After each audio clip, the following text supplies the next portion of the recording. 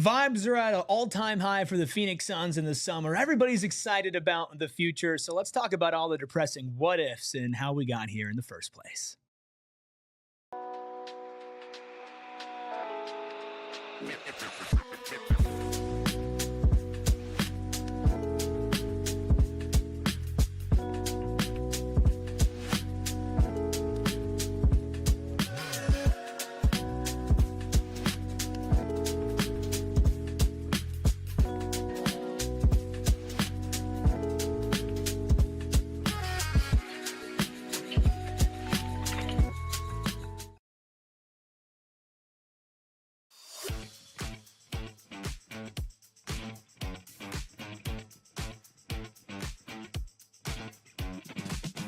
Psychos and sickos unite for a what-if edition of PHNX Suns, coming to you pre-recorded here from the GOAT studio in downtown Phoenix. I'm back. I'm Erik. That's Gerald here. Steven's still on vacation. We've got the Juice Man, a.k.a. the Freckled Mamba behind the Mac, making all of the magic happen. Hit that like button. Hit that subscribe button. If you're listening on audio, 5-star reviews. Thank you for joining us at a later time. And I tell you it's pre-recorded because I want y'all to chat. I want y'all to comment. But if we don't read your super chats or something, I don't want you to feel like we're ignoring you, because we love you. We would never ignore you. The most important people here. Thank you all so much for being here. It is the off season. It is technically the least busy week in sports with the MLB All-Star break. Obviously, it's the NBA off season, the NFL off season, the college football off season. So ALLCITY as a whole is doing what ifs and looking back at the biggest what ifs, not just in each sports history, but also each state's sports history as well. We'll have written coverage from Gerald on the website as we continue to go through. And listen, we'll try to avoid being as depressing on this show, Gerald, but usually what ifs are not like, what if this, this good thing totally did happen? I'm not even going to make that promise, because to be honest with you, there are few teams in any professional sport that have as many depressing what ifs as the Suns do. When we were trying to narrow this down to a top 10, I think I had about 7 or 8 honorable mentions that didn't even make the list. Yeah, we could make a top 25. So this might get a little depressing, but it's all therapy. It's all to, we got to talk about these things so we can get over them. Absolutely. Yeah. And these are dark times, which is why Gerald wore such a bright shirt today. Exactly. It's to cheer you up. It's the light with the dark. It's the yin and it's the yang. Let's just start it off, huh? Let's do it. Let's rip off the first Band-Aid. Well, a recent one, too. I'm going to say, at least this one happened finished up like a week ago. We're still in the middle of it. I mean, this is pre-recorded.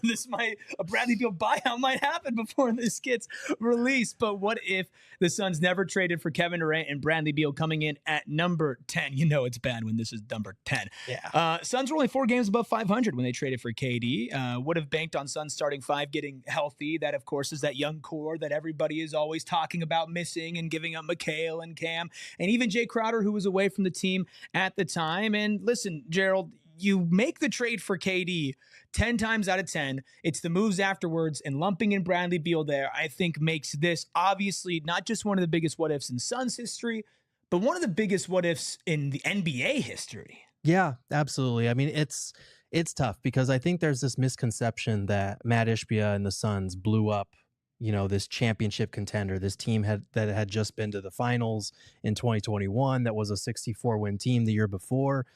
I think it's important to note that they were only 4 games above 500 when they pulled the trigger on this trade. Kevin Durant, it was something that had been in the works for a while. Like James Jones and the Nets brass had been talking all throughout the summer, because that's when the Kevin Durant rumors had first started. And it's worth noting that, like, for some of us, we thought that season, if the Suns got healthy, if they got their starting 5 of Chris Paul, Devin Booker, Mikal Bridges, Cam Johnson, and DeAndre Ayton, they were a contender. They posted a great record in the first, couple of games of the season. I think if you look at their net rating over the 79 minutes that they played together that season, they were like plus 24.8 net rating, like insane. They were just blowing people out. Cam Johnson replaced Jay Crowder seamlessly in the starting lineup with Jay away from the team. They were a good team. Only 79 minutes that they played together all season. Like that's just not enough.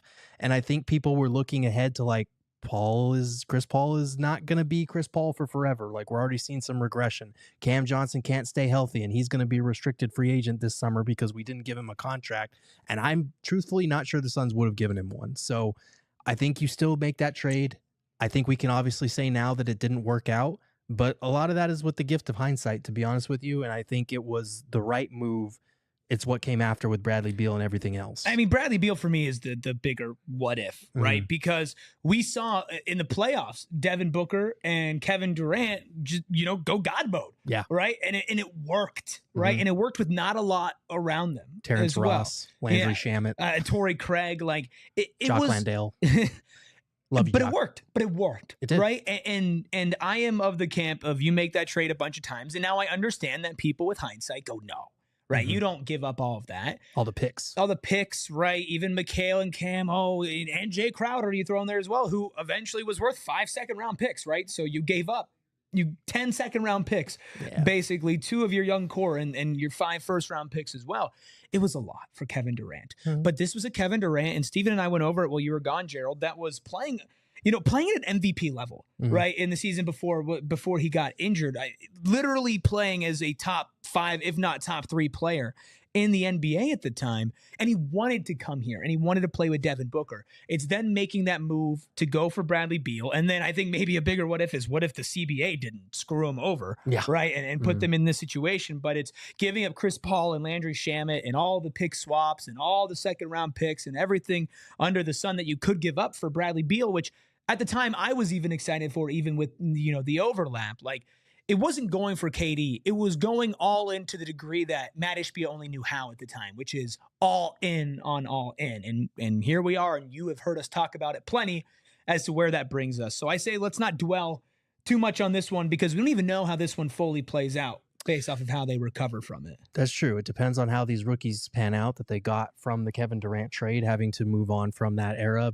Depends on what they're able to do with the Bradley Beal buyout situation. Obviously, that's going to lean more negative compared to the KD trade, but I do think there's a contingent of people that still think that the Suns blew up this championship caliber core. And to a certain degree, I think if they had been willing to pay Cam Johnson, keep it all together and let those guys continue to grow, maybe it could have worked out, but I don't think DeAndre Ayton was long for this city anymore, and I think the feeling was mutual there.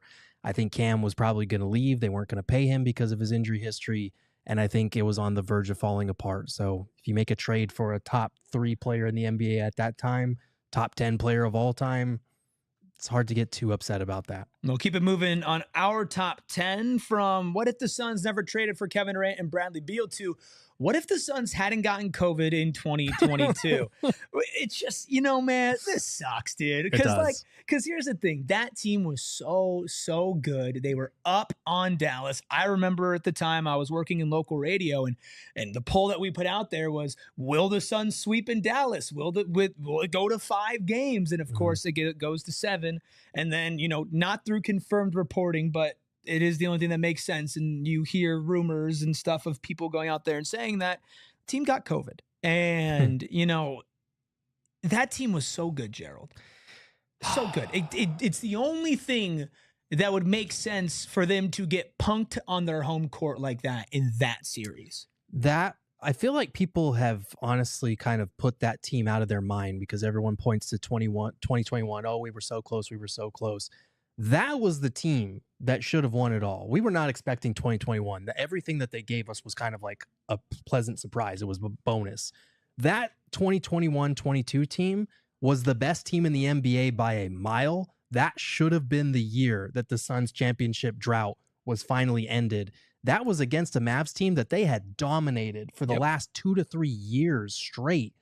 And then they go into this series that I think I picked them in 5. A lot of people had them in 4 or 5. And they win the first 2 games in pretty handily. You think, okay, we're cruising towards a sweep. Yeah. And then games 3 and 4 happen. And then you go back to game 5, things stabilize. And then game 6 happens. And all the pressure is on game 7. And that is one of the most unbelievable things I've ever seen in sports, that game 7. And Chris Paul just wasn't the same. And this is coming off a series where he closed out the Pelicans, his former team, on the road with a perfect shooting game. He was sensational in that series. And then against the Mavs, he averaged 13.4 points, 5.7 assists. He went from 15 shots a game to 9. And you got to give the Mavs defense credit, but he was clearly hampered by something. There were several Suns that it didn't make sense for a team that just absolutely dominated all season long to completely trip and fall on its face like that. Yeah, It didn't make sense. And especially didn't make sense because it was not the type of team that throughout the entire season you said, oh, lacked heart. To be that good of a team in the regular season consistently and to even beat that Pelicans team, which, you know, they ended up taking care of business there. But that Pelicans team was good. Like they gave them a good fight, right? And it took every single piece of that team stepping up to beat them in the first round. And this is, of course, a team that was dominant in the regular season. But it wasn't like they were just coasting on talent. There was chemistry, there was willingness, like there was effort, right? And none of that showed up in the most important game of the season, in Game 7, right? Like there had to be a reason there, right? So this to me, it sucks because A, it sucks, but B, you're right. Like that was supposed to be the team that made it to the end. And that was the team that when you look at why eventually things didn't work out, it's because that season didn't work out. Because obviously next year, you know, the injuries come on and then you trade for Kevin Durant and then you're looking back at what if. If you could capitalize on that, if you don't get COVID, you could definitely win the championship. That's just how good you were. Right. They were head and shoulders above everybody else in the pack. And the only question about them was, were they going to prove it on the biggest stage? And they didn't. And that was the most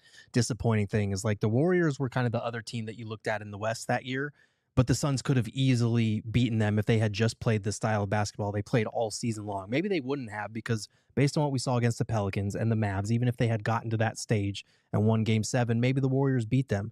But the Warriors and Celtics in that year, it was a good final series. But I was not impressed in terms of like the Suns team that I watched all year. They could have beaten either one of those teams. And it's really disappointing that they just crumbled the way they did. You want to talk about a fun one, Gerald? Yeah, let's talk about a fun one. Woo! You know, Gerald, my favorite thing when I do a show with you is when we go from something that's like real crappy to something fun. And like you get this little gleam in your eyes and your voice kind of picks up a little bit. It just makes me so happy. And you know what else made me happy? Yeah. Number 8 on PHNX ranks what if for top 10 what ifs in Phoenix Suns history. What if the 2019-2020 NBA season never resumed in the bubble? Finally, we have something that went the Suns' way. Of course, the Suns would never go 8-0, right? They would never salvage their season and build momentum, which, by the way, they were not doing great that season. Like they started off really, really poorly, right? And eventually started to pick it up. That's also the season that DeAndre Ayton got suspended for diuretics as well. Yes. Devin Booker, of course, never hits his famous buzzer beater with the laydown pose against the Clippers. And of course, that led to, I mean, we assume, but it's pretty much all but confirmed, Chris Paul asking to go to Phoenix from Oklahoma City. Now, not only did this propel the Suns out of what was perpetual misery in the bottom of the Western Conference, Gerald, but I also think because so much attention was on the bubble and was on this team, like it propelled them to being one of the destinations in the NBA again, and Devin Booker being there again, and Monty Williams being a good coach. Like it was the stage they needed, and even if they ended the regular season 8-0, I don't think it has the same impact as it would have in the bubble. Absolutely. Like that was, to your point, the biggest stage in basketball because there was nothing else going on. The only other thing that compared was The Last Dance that summer. Yeah. Because everybody was watching it. Everybody in Phoenix was glued to that team's progress. And they were one of the last 1 or 2 teams that were invited. And it was mostly because the NBA wanted Zion Williamson to be at the bubble. So they brought in, I think the Pelicans were just underneath them. And so they brought the Suns and the Pelicans to make it an even 20 teams. Like they had no business being there. They really weren't. They could technically, logistically have made the playoffs if they had gotten some help. I'm looking at you, Spencer Dinwiddie. Dude, oh God, I remember watching that game. It was Brooklyn, Portland, right?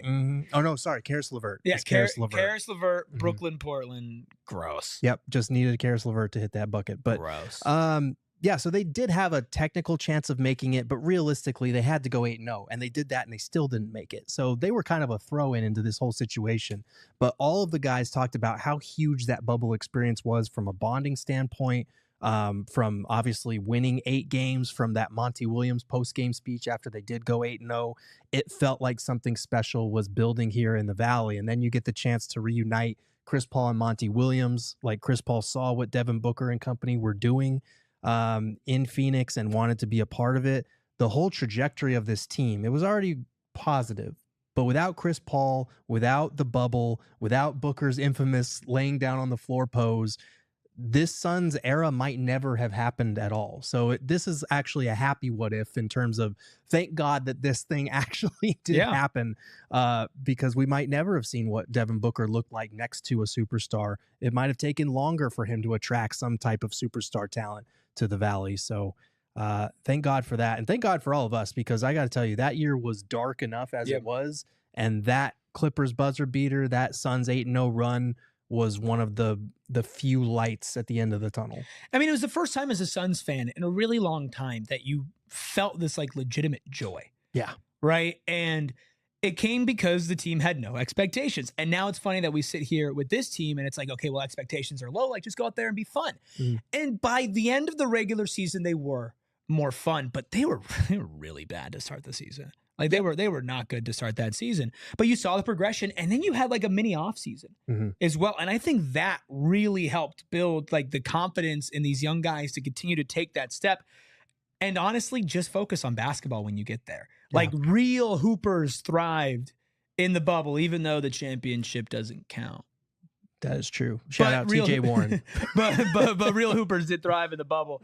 And that's when you learned, or at least the nation learned, that Devin Booker was a real hooper. But we've had a lot of recent stuff with the Suns. But trust me, these what-ifs have been going on for a lot longer than the last couple of years. We're taking it old school. We're taking it to the 2000s. And we're taking it through the top 10 what-ifs in Phoenix Suns history. And we'll continue to do that on this pre-recorded edition of PHNX Suns right after our first break. If you've been in Phoenix long enough throughout all of these what-ifs, then you know you've seen it all when it comes to the biggest sporting events, but you've never experienced a NASCAR Championship weekend at Phoenix Raceway. You are missing it. The same way that I'm missing my pronunciation on these words, you are missing amazing stuff. We were lucky enough last year, Gerald, to be able to go out to Phoenix Raceway, to be on the track. I mean, it is insane. And then how loud it is when they actually do the race there. And for NASCAR fans, well, you get the best access in sports with small ticket upgrades. You're in the Desert Diamond Casino infield experience, up close to the garage, meeting the drivers. And guess what? With the cars roaring at almost 200 miles per hour, you can see 4 champions crowned in 3 days. Quite simply put, it is electric. So don't have a what if when it comes to Phoenix Raceway. Tickets, hospitality, and upgrades are still available. Get yours now at phoenixraceway.com. Also, it's no what ifs. It's hot. It's hot. And guess what? I was traveling a lot this last week. I was in Frisco, I was in Vegas, and I wasn't changing my thermostat, but if I wanted to, I could, because I have a smart thermostat with APS. But it does help me when I know it's an off-peak hour, and I can save money by turning down my thermostat 1 degree and saving up to 2 to 3% on my cooling costs, but I don't have to be home. I know I say always, oh, I'm lazy, I don't want to get out of bed, and that is true. I do that pretty much every day, but at the same time, there is actual benefit to having a smart thermostat. And you can also find instant rebates, discounts, and special offers on smart thermostats, energy efficient appliances, and more at marketplace.aps.com. And right now, APS customers may be eligible for smart thermostats for as low as $0 when you enroll in the APS Cool Rewards program. And if you already have a smart thermostat at home, see if you're eligible to enroll in Cool Rewards. Plus, free install available at marketplace.aps.com. Must be an APS customer and pay shipping and taxes. Other restrictions apply. Go to marketplace.aps.com for more information. Welcome you all back into the top 10 what ifs in Phoenix Suns history. Hit that like button, hit that subscribe button. If you are listening on audio, 5-star reviews go a long way. If we're not getting to your chats, that's because we can't see them. This is a pre-recorded episode, but if you have a question, tweet at us. We'll answer you. You can also follow us at PHNX_Suns. We'll answer you there as well. We started with Kevin Durant and Bradley Beal. We moved on to COVID. Then we got to the bubble. Let's go old school, Gerald. Let's do it. Real old school, like 1976 old school, back when I was around, back in my day. What if the refs called a tech, rightfully, on Paul Silas in Game 5 of the 1976 NBA Finals? If you weren't there or you're not familiar because you're a newer Suns fan, he called a timeout. Yes. He literally signaled for a timeout, and the Celtics did not have a timeout. And the Suns, if you don't know the rules, would have gotten a free throw with 1 second left in a tie game. Now, that ended up being one of the greatest games ever played. Obviously, the shot heard around the world from Gar Heard. they would have gone up 3-2 in the finals and most likely won the finals. That's a very, very good team. This is one of the more magical seasons in Phoenix Suns history and a brutal, brutal ending, and definitely a big time what if, because, the first stuff, the Suns could control it. They made the trades. The next ones, they couldn't really control it, right? It's the COVID and then the bubble, all of that happens. This is also completely out of your control. And we'll get to ones where they can control, Gerald. But this one's up to the refs. Yeah, that's brutal. I mean, Silas literally looked at referee Richie Powers and called a timeout, and they weren't assessed a timeout, and it should have been a free throw. Maybe you missed a free throw, but you still get a chance to make a free throw to go up 1 with 1 second left, and you have a chance to win game 5 and close things. And like, you're up in Boston. You go up 3-2 in Boston. It goes back to Phoenix for game 6. And you look at the final score in game 6, it was 87-80, because that game 5 was a triple overtime slugfest that just absolutely wore both teams out. And if the Suns win it in regulation, maybe they have more legs to close things out at home, aside from just being up 3-2. It's a brutal what if for those who have been alive long enough to see all of the what ifs that have passed through Suns history. But I think it does have like lingering effects on this franchise and its desperation and its fan base's mentality.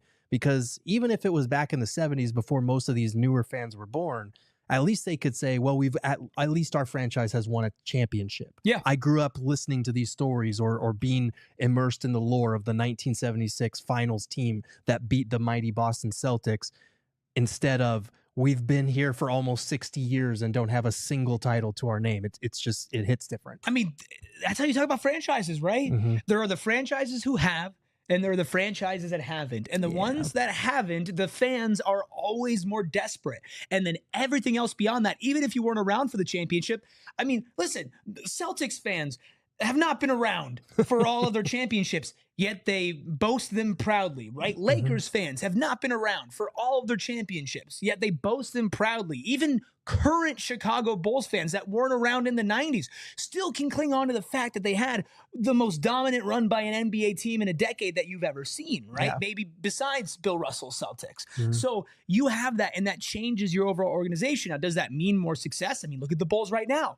No, it doesn't. But there is this underlying satisfaction of we have been there and we have gotten it, right? And there are franchises that do feel cursed, and it kind of feels like we fall into that category, right? Yeah. And this list, as we continue to go, we'll see that, Gerald. And I talked about this on ASU's What If show, that if you missed it, you could check it out earlier this week on Tuesday night.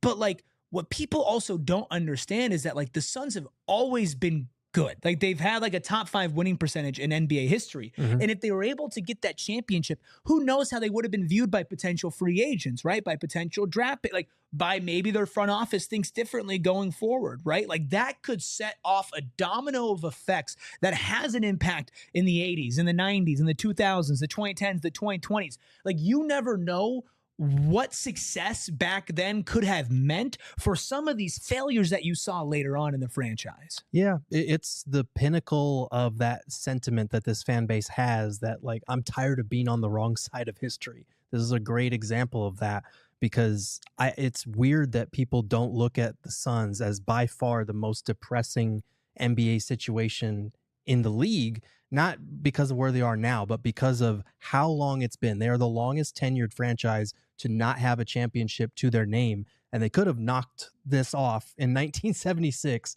if a timeout had just been called and a technical had been assessed.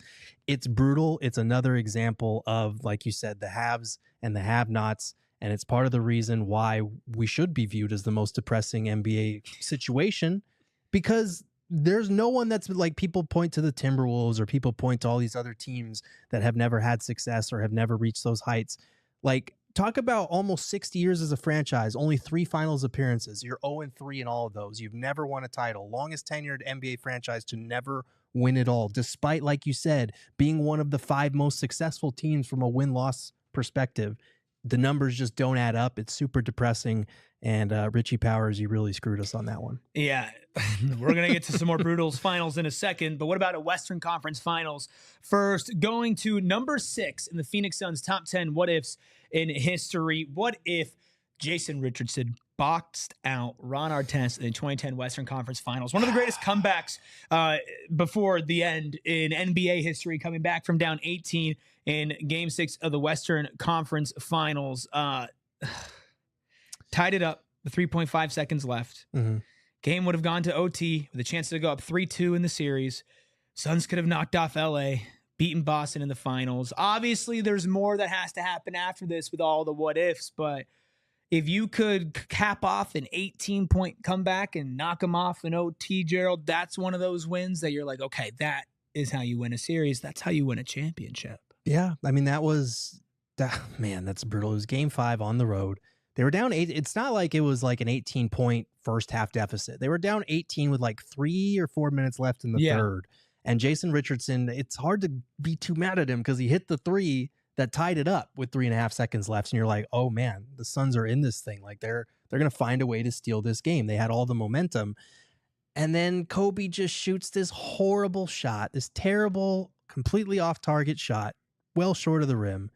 And that dude, the one dude that you just don't want to see have any success above all others outside of Kobe pretty much, comes sneaking in there, puts this stupid shot back up and in. And it was just, I remember watching it live and, back home with a bunch of my friends from Albuquerque who were all rooting for the Suns as well, because Phoenix was closest to Albuquerque and most people hated the Lakers there. And it's just the deflation in the room when it goes up and in, and that sinking feeling of like, did he get that off in time? Yep, he definitely got that off in time. Your mind goes through the checklist of like, no, there's no way. I reject what I just saw. I can't believe what I just saw. And that was such a fun team because they were unexpected. That 2010 team, they swept the Spurs before that, and it was just like, oh man, this Suns team is on to something. And then they lose Game 5, and it's that same deflation we've seen in Game 5 so many times. We just talked about 1976. You got nothing left for Game 6. You lose that. Lakers go on to win the title against Boston, who the Suns were 2-0 against during the regular season that year. Well, and again, that's keeping the Lakers from another championship, right? And how sweet would that have been? And the fact that it's against LA just makes it so brutal. One of the more fun teams in Suns history. Some of the most fan favorites. Grant Hill. Team. Your fan Grant favorite. Hill could have got a title with the Suns. It's Gerald's brutal. guy, Grant Hill. Brutal. Brutal coming in at number 6. Before we get to number 5, halfway through the bottom 10 here, basically, but it's a top 10. Let's take a look at the bottom 5 in order. Number 10, never traded for the big 3. Number 9, no COVID during Game 7 in 2022. Number 8. The NBA bubble never happened. That one's not that bad. That one's not that bad. Number 7, quote, the greatest game ever played, but could have been different if would have been better with an extra T. If we had the greatest referee that ever reffed. Jason Richardson not boxing out, coming in at number 6. Even though we're not live, still drop a comment. What do you think we've missed? Maybe it's going to come up here in the top 5 before we hit our second break here. You know what? Actually, yeah. Let's hit our second break, and then we'll go to number 5, the 5th biggest what if in Phoenix Suns history. What if we didn't take a break? Well, you're not going to know because we are. What if it was super easy to make your credit card work for you? Well, you can with Mountain America Credit Union, but guess what? Time really is running out. This promotion has been running for a long time, and it only goes until July 31st, but still plenty of time to get your Mountain America Rewards credit card right now and watch your points double up with double points now until July 31st. It's perfect for gas, groceries, travel, home projects, and all other purchases, including diapers. Gerald, listen, it's an easy way to stretch your dollar, earn twice as many rewards, and then you can redeem those double points for rewards like travel rebates, gift cards, and event tickets. But like I said, it's a limited time only. Don't ask yourself, what if I didn't get double rewards? Just go and do it. Details at macu.com/double. Loans are on approved credit. Offers can change or be withdrawn at any time. Limited time offer. Terms and conditions, yes, they do apply. Also, loving our friends over at Bet365, because whatever the moment, it's never ordinary over there. Now, right now, of course, the MLB season is in full swing. It's All-Star Weekend. Plenty of fun things to bet on as well. And new customers get 150 in bonus bets when you bet $5. Plus, in the MLB, they also have an early payout offer. If you choose a winner and that team goes up 5 runs, instant payout on straight bets and parlay selections marked as winners. It's super easy. And breaking news from Bet365, new customers can get 150 bonus bets when you bet $5, win or lose. Sign up, use code PHNX365, deposit 10, place a bet for 5 and get 150 in bonus bets if your bet wins or loses. Bonus bets can be used on spreads, totals, player props, futures, and more. Whatever the moment, it's never ordinary at Bet365. You must be 21 plus and physically located in Arizona. If you're someone you know has a gambling problem and wants help, call 1-800-NEXT-STEP, text NEXT STEP to 52342, or visit problemgambling.az.gov. Gerald, what if they didn't hit the like button? I'd be very upset. We don't even have to spend too much time on that what if. I will be very upset. Oh, guys, don't make Gerald sad. I wore my bright shirt. Don't upset me. Don't make Gerald sad. Hit the like button for Gerald. It doesn't matter if this is coming from the past. I can still feel it in the present if you don't hit the like button. I sense a disturbance in the algorithm. I sense a disturbance in Suns history with number 5 in our biggest what is. If you're just joining us, you can catch 6 through 10. But right now, let's stick to the NBA Finals. What if John Paxson had missed in Game 6 of the 1993 NBA Finals? Obviously, Jordan doing what LeBron gets crucified for, which is passing the ball to the open man in the clutch. This one just happened to work out for him. Suns had their 2 leading rebounders in to close it out and tie the series. They would have had home court against the Bulls in a winner-take-all Game 7. Obviously, it's Michael Jordan in Game 7. So I think that probably stops this from going up higher on the list. But if any team could have knocked off Jordan, if any Suns team could have done that, it was the 1993 squad led by Charles Barkley. But that white man was unfortunately too cold for them that day. Yeah, well, that's the thing is like this what if is already kind of on shaky ground because you look at the numbers and Paxson lost his starting job to B.J. Armstrong that season, but he still shot 46% from 3. Yeah. Now, it was on 0.7 attempts per game. The NBA has changed quite a bit in terms of how many attempts these guys are taking, but the dude was pretty much automatic from 3. Leaving him open was a mistake. But in the event that he'd missed, if he just missed that one shot, you had Charles Barkley down there and Mark West ready to rebound, your 2 leading rebounders. So you were going to secure the ball. Would they have converted the free throws if one of those guys were fouled? Barkley shot just under 77% from the line. Mark West was 52%. So maybe it depends. But either way, you're probably forcing a Game 7. My issue with this what if, and you alluded to it, the reason it's not higher, is that Michael Jordan in a do or die, we literally never saw him fail outside of that one season when he had come back from baseball and joined like midway through the season and they lost to the Magic. Outside of that, once he started his reign in the early 90s, he was infallible in these situations. In Game 7s, he averaged 33.7 points, 7.7 rebounds, 7.0 assists, 1 steal, and 1 block per game. Like, that's pretty good. He did go 2-1 in those Game 7s. But I have a hard time seeing Michael Jordan lose, especially because he was averaging like 45 points a game in that series. Like, but I do think it's possible.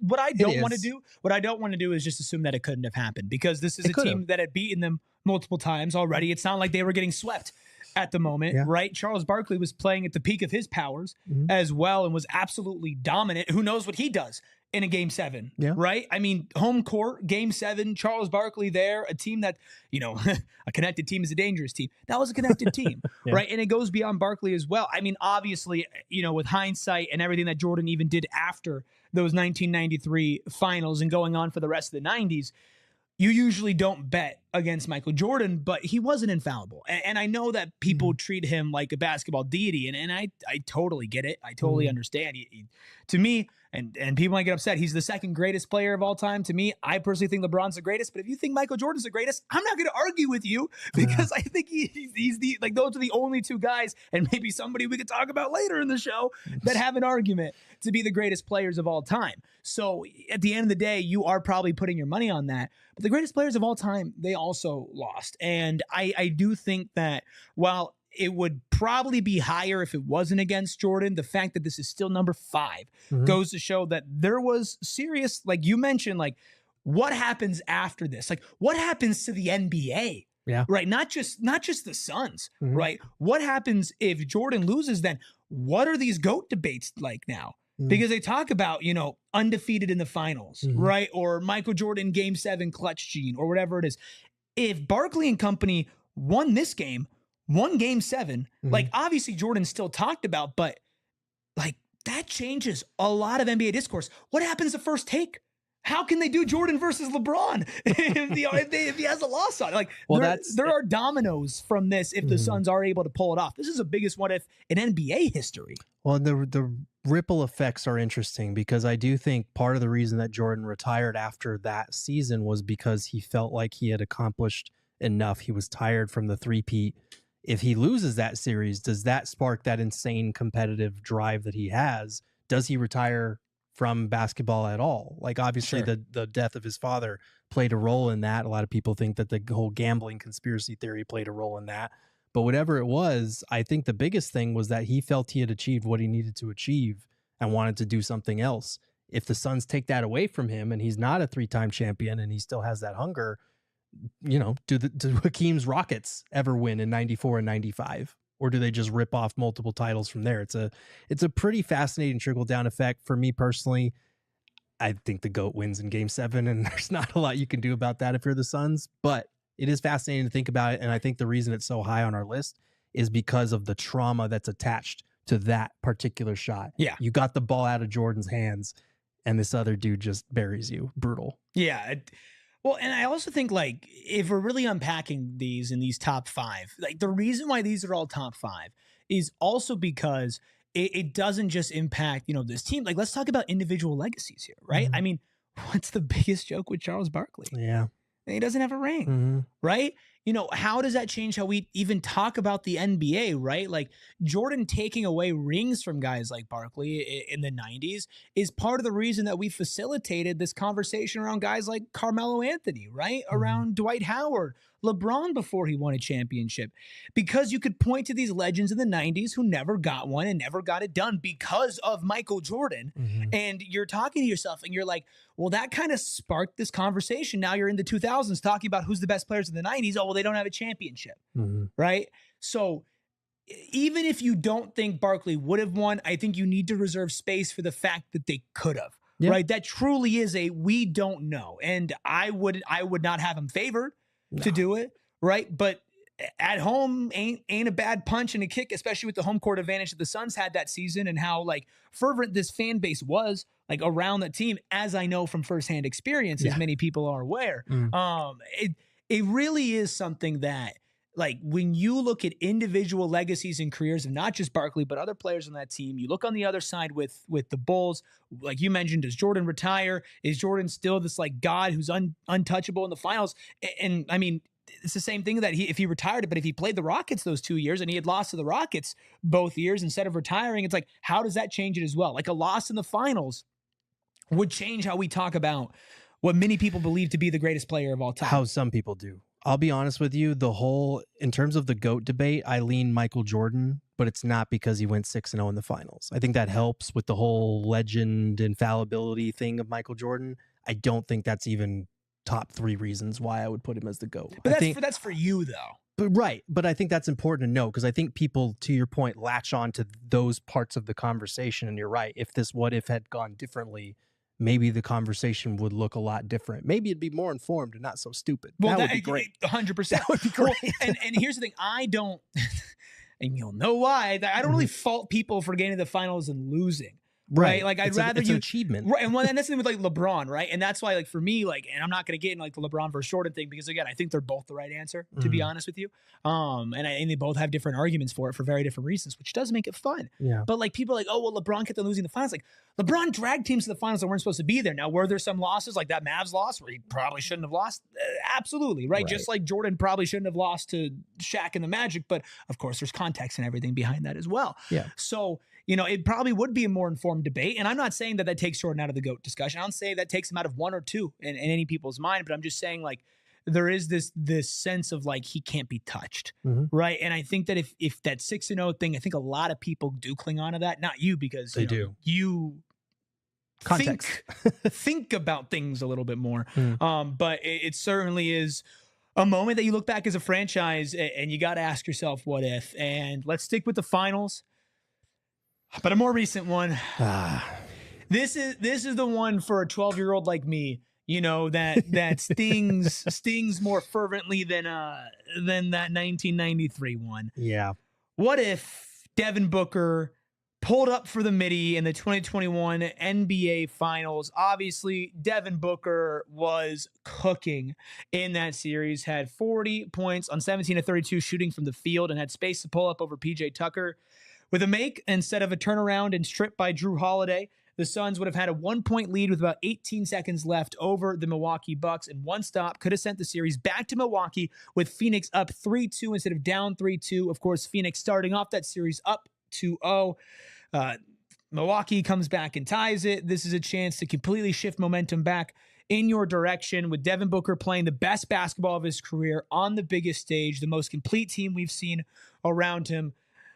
And since that play, Gerald, it's been all downhill for the Suns. Like since Jrue Holiday took the ball, like it was over for that series, even though they played close the rest of it, but it was over after that moment. They didn't win another game. And then all the other what ifs that we've talked about that have happened after that doesn't happen if the Suns go out there and go up 3-2. And I think if they're going up 3-2, I think they're winning that series with even how good Giannis was playing. Yeah, because you would have had another crack at it on the road where they had been good throughout the playoffs, and then you would have had a Game 7 at home, which, as we know, by 2022, doesn't always work out in your favor, but that team was very hard-nosed and connected.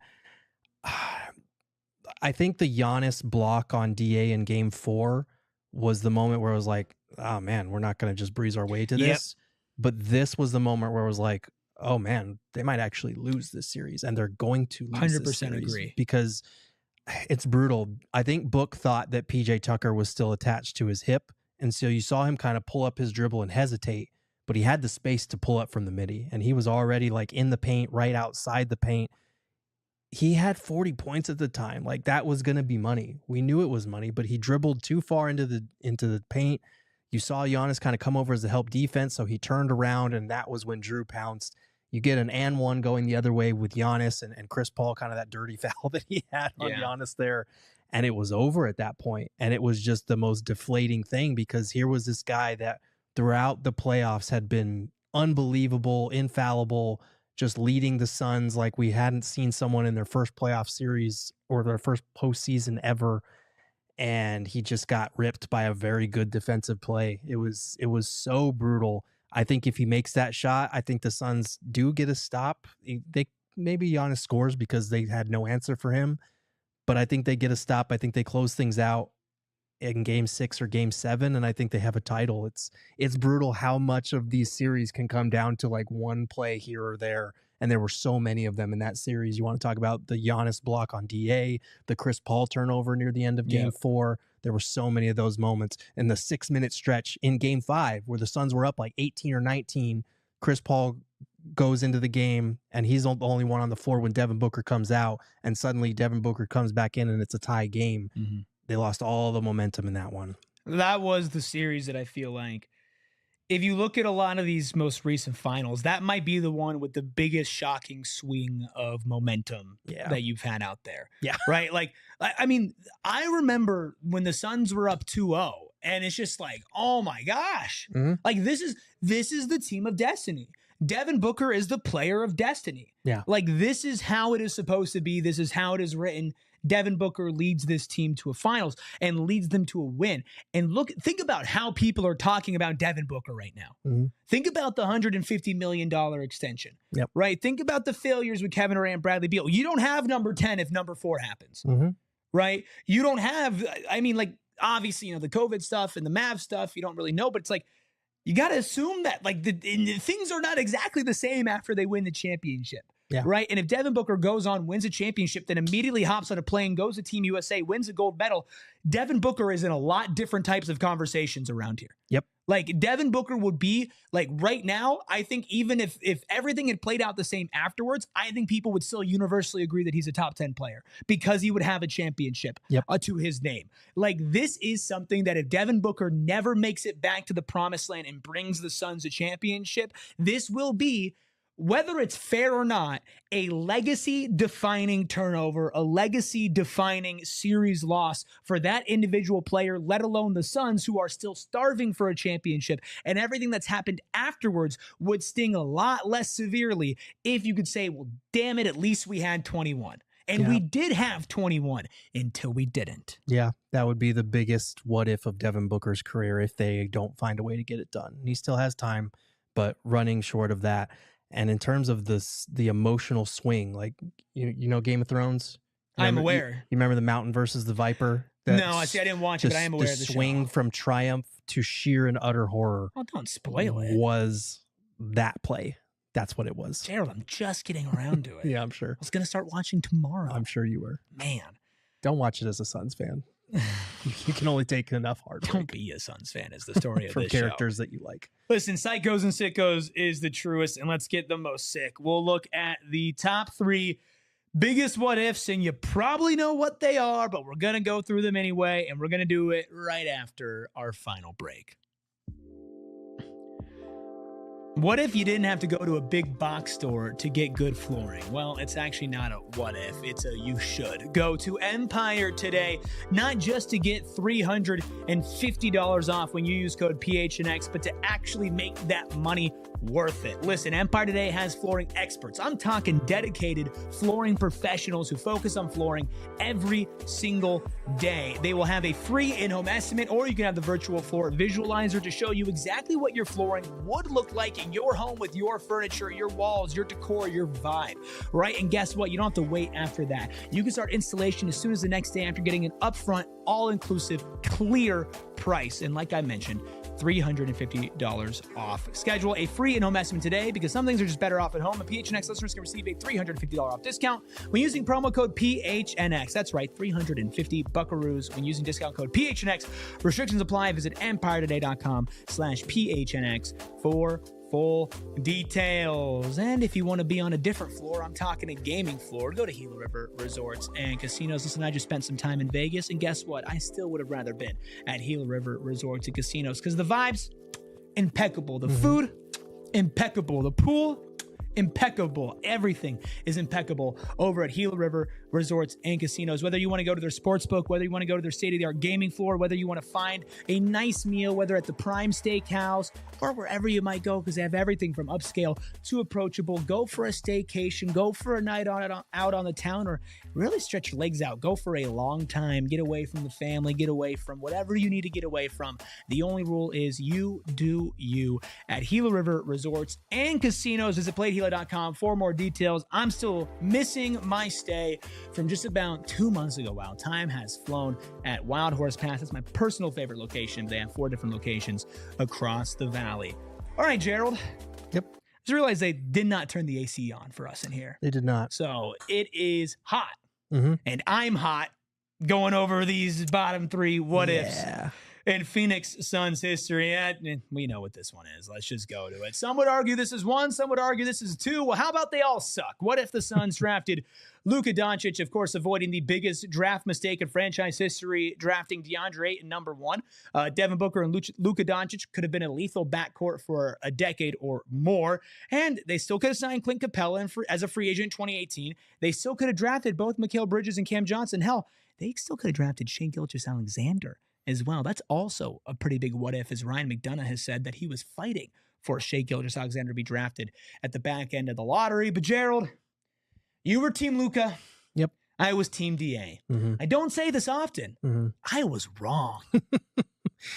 Man, this one's brutal because, and I've gotten into it with Saul over this a couple of times when he was on the show. This is the worst draft mistake that the Suns have ever made. And you might say, well, it's not that bad because 2 other teams traded him as well.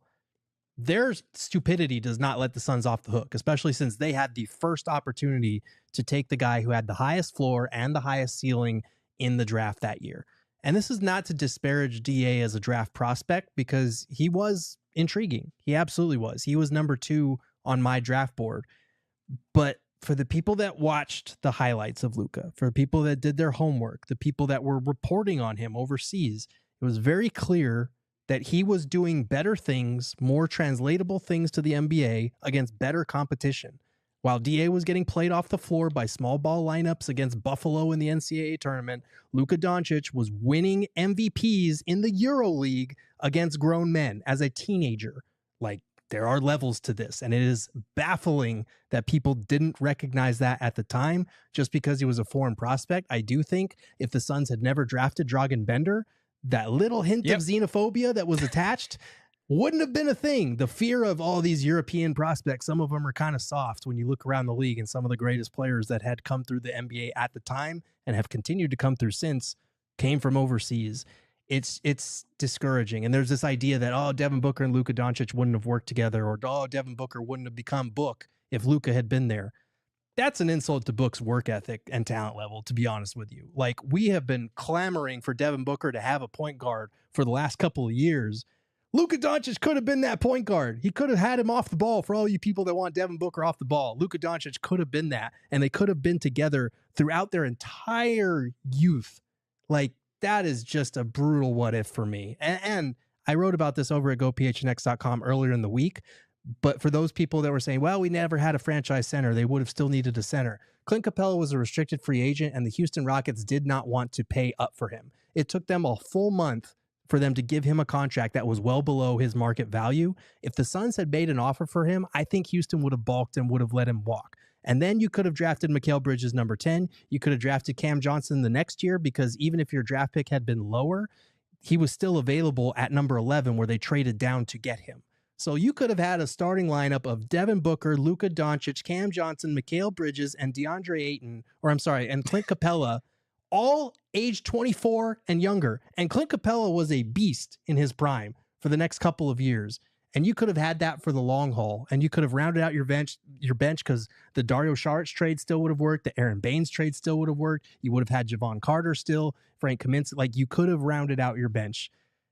That's just brutal. I'm sorry. It's really tantalizing. And I know people are going to say, well, the 2021 finals run never would have happened. How about multiple finals runs? How about actually a championship? How about a number 1 pick that did not leave within 6 years of being here and then was bought out from his second contract, that the Suns were canvassing the league by the end of that 6th year, trying to get someone to take him, and had to settle for throwing him into a 3-team trade. Brutal. Got anything else? Number 2. What if Robert Horry did not be an asshole? Hip check Steve Nash, and no suspensions for Boris and Amari. By the way, what if the NBA just, stopped suspending people? Oh, wait, they did. Assholes. Brutal. In a pivotal game 5, a healthy Suns team, they beat the Spurs in the 2007 Western Conference semifinals. We both feel confident about that. The Suns go on to win their first championship. Just like the Spurs, they would have easily handled the Jazz and the Cavs, both teams that they were clearly better than. Just like the Spurs were clearly better than. That was the true NBA Finals of that season, and it is forever tainted by the NBA pulling some BS, suspending Amari, suspending Boris, and Steve Nash getting messed the hell up by Robert Horry. I'm sad, Gerald. I know. I'm sad. I'm sorry. I wrote about this over at gophnx.com as well, but the whole following the letter of the law thing in terms of, if players step on the court, they get a suspension. I got 2 letters for you. F you, man. Like, so stupid. Amari was going over to help Steve Nash, to check on him, and Boris Diaw was going to just check on the situation. Neither one of them got even close to a Spurs player.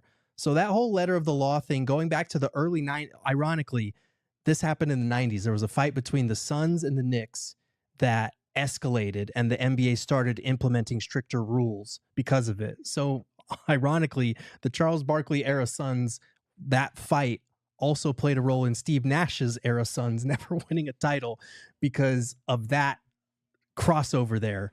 Yeah, I know. It's brutal. It's a brutal crossover.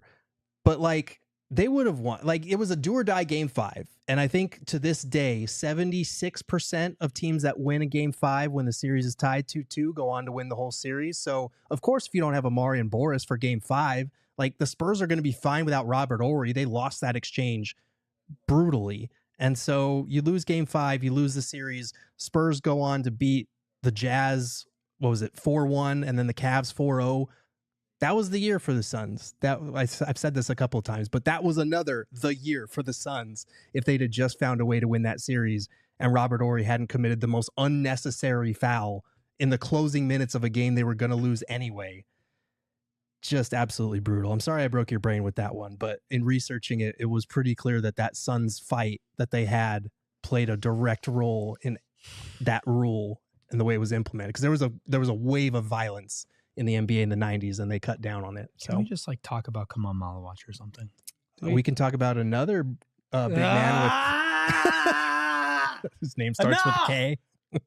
Enough. We're almost there, guys. This is brutal. Number one, let's just come on. What if the Suns won the coin toss for Kareem Abdul-Jabbar? Yeah. Get one of the best players of all time. By my money, the third best player of all time. One of the 3 only players out of the conversation for GOAT. They never have to chase the franchise center again, changes the fan base, and the curse of the coin toss never dooms the Suns to wait 50 years for another number 1 overall pick that they then went on to blow and not draft Luka Doncic.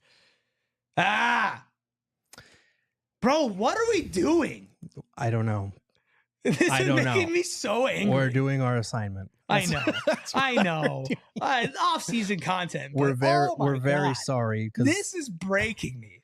I know. This is breaking me. So let's soften the blow here. Let's say that Kareem was only in Phoenix for the same 6 years that he was in Milwaukee for, right? Because he was only in Milwaukee for 6 years before he went to LA.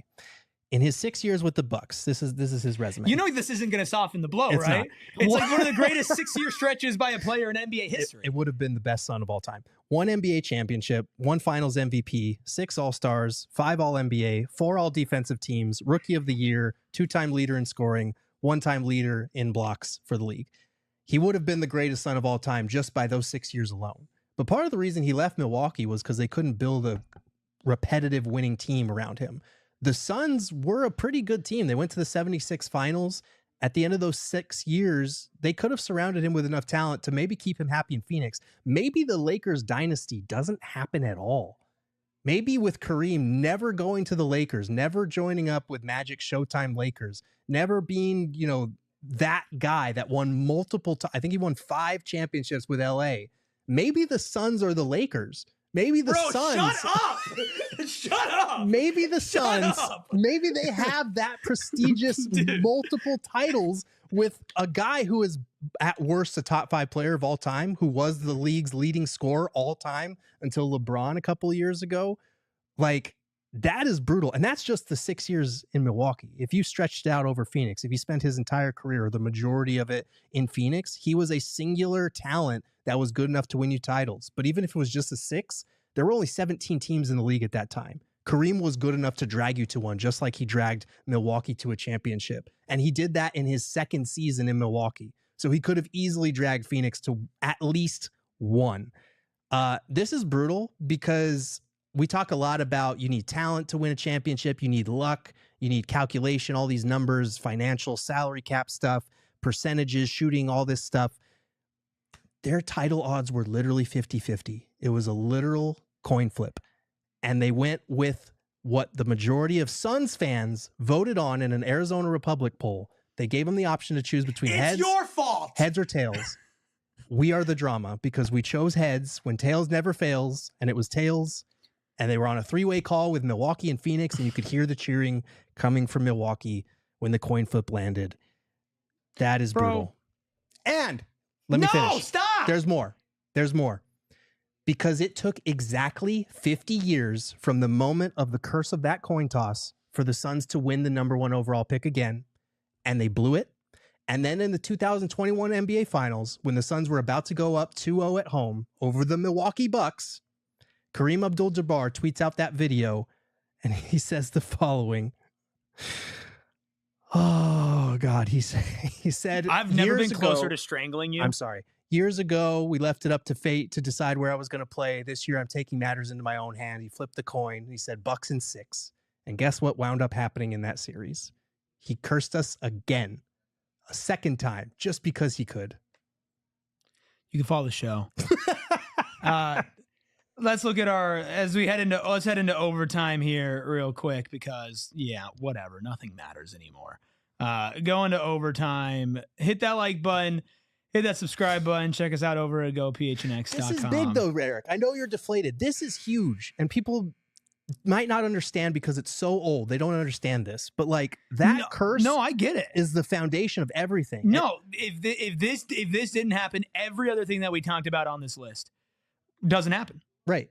Doesn't. Or at least it looks different because you already have a championship. But even like getting a player like Kareem Abdul-Jabbar. Yeah. Right. And for a franchise that, like we mentioned, has been consistently successful until the latter part of the 2010s. Mm-hmm. Right. It has consistently been one of the better teams in the NBA, a top winning percentage, having a championship, having an all-time great attached to your name, even if it was just for the 6 years. But let's be honest here. Like, people are more likely to spend their whole career in Phoenix. And there's a reason why Kareem went to LA to go live in LA, not just to build a better team around it because they could, but because of the city.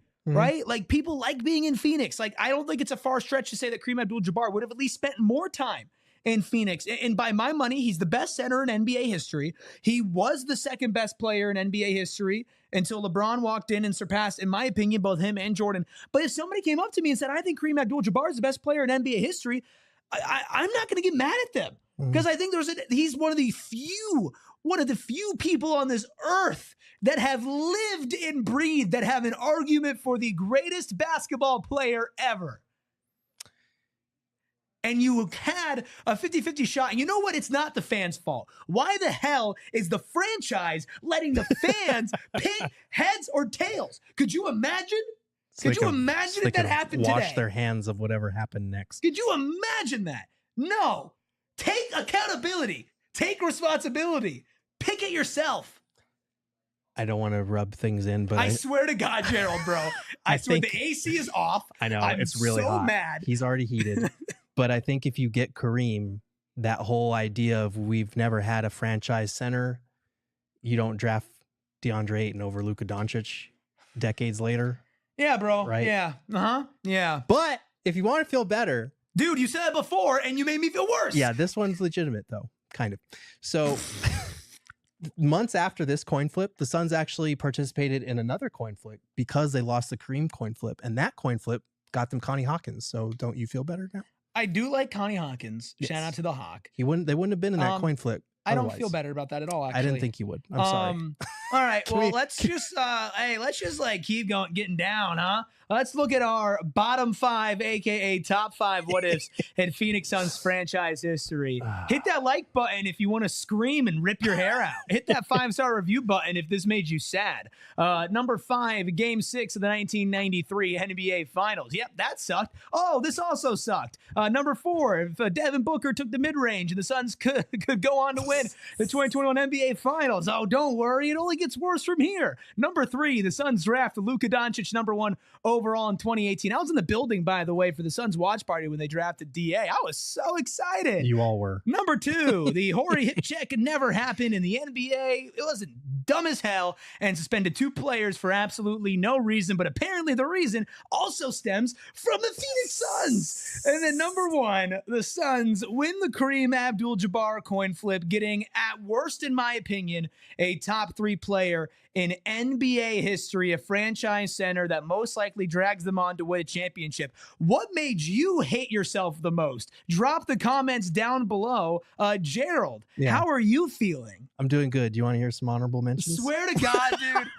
Swear to God, no, I don't. 7. I don't. What if Joe Johnson hadn't broken his faith? You can follow You can follow the show at PHNX What if the _ Suns had drafted Tyrese Halliburton? On Twitter and on Instagram. What if Mario Elliott had missed the kiss of death? Shout out the freckled mama behind the Mac. What if Devin Booker's alley-oop pass to DA hadn't been broken up? You can follow him at freckled mamba. What if the 2009 draft day trade for Curry had gone down? Of course, you can follow Gerald at Gerald Bourguet. What if Danny Manning had never torn his ACL? And you can follow me at ERIKRUBY. And what if the Suns had traded for Kevin Garnett in 2007? Hit the like. Hit the subscribe button. Check out the rest of Rank Week. And we'll be back for more. Live show tomorrow. Fun one. We have a fun guest for you. Excited to talk about the future instead of the past. Bye. We all silly like the mayor.